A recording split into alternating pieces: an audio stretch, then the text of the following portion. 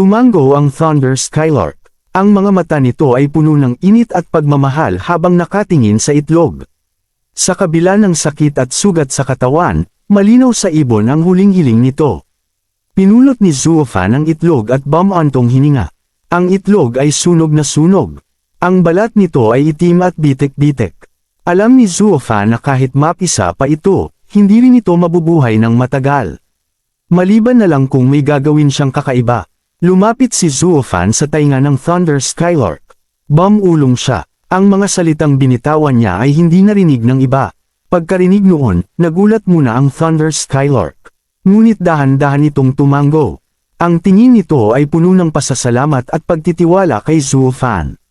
Lumingon ang Thunder Skylark sa kanyang anak sa huling pagkakataon. Pagkatapos ay pumikit na ito ng payapa. Alam niyang ligtas na ang itlog. Alam niyang aalagaan ito ni Zuofan. Kaya naman nakahinga na siya ng maluwag. Ang inang lumaban hanggang sa huling hininga ay nakapagpahinga na rin sa wakas. Nang makita iyon ni Zuning Siyang, tuluyan ng bumuhos ang kanyang luha.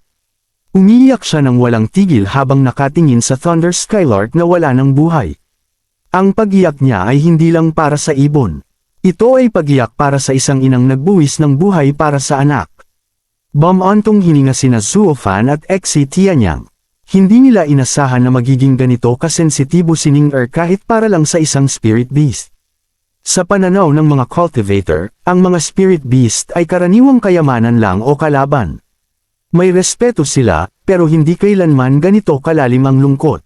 Pilit pinakalma ni Zuofan si Ning-er. Sinabi niya sa isip na huwag ng malungkot. Hindi na babalik ang Thunder Skylark.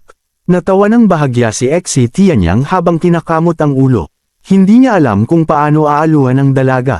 Hindi niya rin lubos akalain na ganito pala kawain si Ning-er kahit sa isang Thunder Skylark na isang beses pa lang niya nakita. Pinunasan ni Zuning Siyang ang luha at sipon. Sinabi niya na nagkamali sila ng iniisip. Hindi siya umiiyak para sa Thunder Skylark. Ang nakita niyang eksena ay nagpaalala sa kanya ng sariling tahanan. Naalala niya kung paano siya pinuprotektahan ng kanyang ama sa bawat hakbang. Kung paano siya inaalagaan nito ng walang kapalit. Nakangiting malungkot ang dalawa nang marinig iyon. Sa isip nila, kaya pala ganoon na lang kung umiyak si Ning-er. Hindi pala dahil sa ibon kundi dahil sa alaala. Naantig siya sa eksena ng isang ina na handang mamatay para sa anak. Dahil doon, naging malinaw kay Zuofan at Exi Tianyang kung bakit hindi nagdalawang isip si Ning-er na isugal ang buhay para iligtas ang Thunder Skylark. Isa rin siyang anak na minahal at pinrotektahan. Nang makita ang sitwasyon, sinabi ni Zuofan kay Exi Tianyang na siya na ang bahala kay Ning-er. Sinabi niyang pasayahin nito si Ning-er. Pagkatapos ay sinabi niyang kukunin na niya ang katawan ng Thunder Skylark. Nagulat si Exi Tianyang. Ang katawan ng isang level 6 spirit beast ay isang napakalaking kayamanan. Bawat parte nito ay maaaring gamitin sa pagre-refine. Kahit ang 7 houses ay bihirang makakuha ng ganito. Kaya hindi niya mapigil ang magalit. Tinanong niya si Zuofan kung bakit siya lang ang kukuha ng buong katawan ng Thunder Skylark. Tiningnan lang siya ni Zuofan ng walang emosyon. Sinabi niya na nakita naman ni Exi Tianyang kung paano ipinagkatiwala ng Thunder Skylark ang itlog sa kanya. At dahil doon, ang katawan ng ibon ay kanya na rin. Hindi na nakasagot si Exi Tianyang.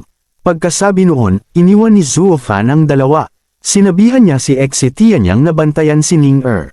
Sinabi niyang babalik siya sa lalong madaling panahon. Nag-aalangan man, nanatili si Exi Tianyang. Gusto niyang sundan si Zuofan para makita kung ano ang gagawin nito, pero hindi niya pwedeng iwan si Ning-er na mag-isa sa gubat. Kahit nandito siya, wala naman siyang magagawa kung may umatake. Pero mas delikado kung wala siya. Sa isang tagong lugar, inilabas ni Zuofan ang itlog, ang katawan ng Thunder Skylark, at ilang itim na bato. Ang mga itim na bato ay mga special stone na ginagamit sa paggawa ng storage ring. Napakabihira ng mga batong ito.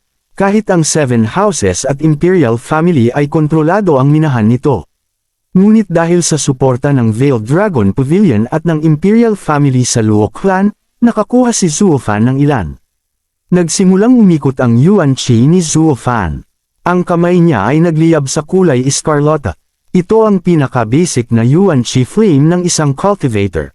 Mahina ito sa labanan pero sapat na para sa pagre-refine. Ang balak ni Zuofan ay gumawa ng beast-holding ring. Mas komplikado ito kaysa storage ring.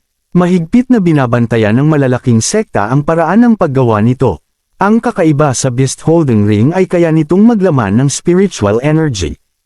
Ang mga spirit beast ay nilalang na nabubuhay sa spiritual energy ng mundo. Kaya naman sila ang pinakamagandang sangkap sa pagre-refine ng ganitong gamit.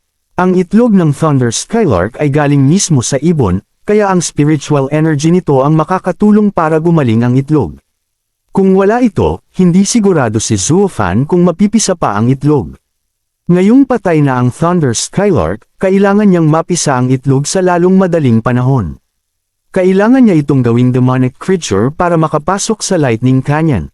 Iyon ang dahilan kung bakit kinausap niya ang Thunder Skylark bago ito mamatay. At pumayag ang ibon nang malaman niyang ang katawan niya ang magliligtas sa anak niya. Para kay Zuofan, ito ang paraan niya ng pagbibigay respeto sa isang ina. Pero kahit hindi pumayag ang Thunder Skylark, gagawin pa rin niya ito. Ganito ang Demonic Emperor, praktikal at walang sinasayang na oportunidad. Itinuro ni Zuofan ang kanyang daliri. Lumaki ang apoy at nagsimula siyang magbuo ng mga hand seal sa napakabilis na galaw. Nagsanib ang mga sangkap sa ere. May ngiti ng kasiyahan sa mukha ni Zuofan. Malapit na niyang makamit ang kanyang layunin. Lumalim na ang gabi. Ang mga bituin ay kumikislap sa langit. Nakaupo sina Zuning Siyang at Exitianyang habang nakatingin sa kalangitan. Wala silang magawa kundi maghintay. Dahil teritoryo ito ng Thunder Skylark, walang ibang level 6 spirit beast ang lalapit. Ito ang pinakaligtas na lugar para sa kanila sa ngayon. Isang tunog ang bumasag sa katahimikan. Lumitaw si Zuofan sa tabi nila. Tuwang-tuwa si Zuning Siyang nang makita siya at agad na tumakbo palapit. Tinitigan naman siya ni Exitianyang mula ulo hanggang paa. Ang tanong niya agad ay kung ano ang ginawa nito sa bangkay ng Thunder Skylark. Walang pag-aalinlangang sumagot si Zuofan. Sinabi niyang pinaghiwa-hiwalay niya ito sa 8 piraso at ginamit na. Nagulat si Zuning Siyang sa narinig. Mabilis na nilapitan siya ni Exitianyang para pakalmayan. Sinabi niyang ayos lang iyon. Ganito talaga ang ginagawa sa mga katawan ng spirit beast. Ngunit sa loob-loob niya, hindi niya alam kung ano nga ba ang nakuha ni Zuofan dito. Alam ni Zuofan na gustong malaman ni Exitianyang kung ano ang nakuha niya sa katawan ng Thunder Skylark, tinanong niya ito kung gusto niya bang malaman. Sinabi niyang kung mahuhulaan mo bibigyan kita ng isa. Thank you mga boss, dito na natapos ang chapter na ta. Stay tuned lang, ini-edit ko pa ang susunod na chapter, like and subscribe para updated kayo sa mga upload natin.